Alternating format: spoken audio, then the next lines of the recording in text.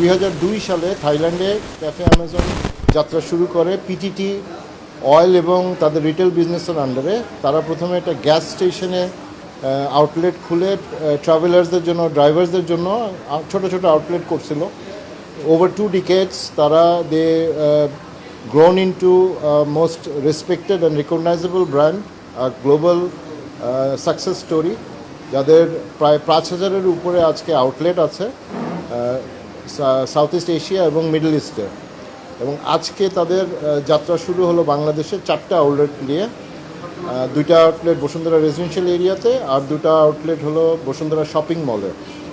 তো আমাদের প্ল্যান হলো আগামী 4-5 বছরে প্রায় 5,000 থেকে 10,000 আউটলেট সারা দেশে করার। এটা আমাদের মাননীয় চেয়ারম্যান বসুন্ধরা গ্রুপ আহমেদ আকবর সোবহান স্যার এবং আমাদের টিভিজি ম্যানেজিং ডিরেক্টর ইব্রাহিম স্যারের ভিশন।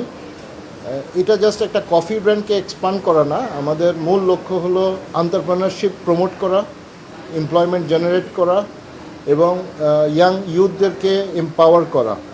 এই ভিশনে আমরা যত এলিজিবল ইউনিভার্সিটি ফ্রেশ গ্র্যাজুয়েটদেরকে আমরা সাব ফ্র্যাঞ্চাইজি দিব এবং আমরা বাংলাদেশ সরকার এবং বাংলাদেশ ব্যাংকেও আমরা রিকোয়েস্ট করব যাতে খুব কম সুদের হারে তাদেরকে লোনের ব্যবস্থা করে, যাতে they don't start the business with a burden of high interest rate. এই স্বপ্ন নিয়ে আমরা আগাচ্ছি এবং আমার দৃঢ় বিশ্বাস বাংলাদেশে ক্যাফে অ্যামাজন খুব তাড়াতাড়ি সবচেয়ে ফেভারেট কফি ডেস্টিনেশন হবে।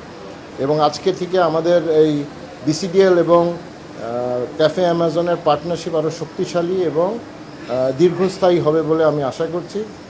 I wish cafe Amazon grow, inspire and serve the customers with excellence.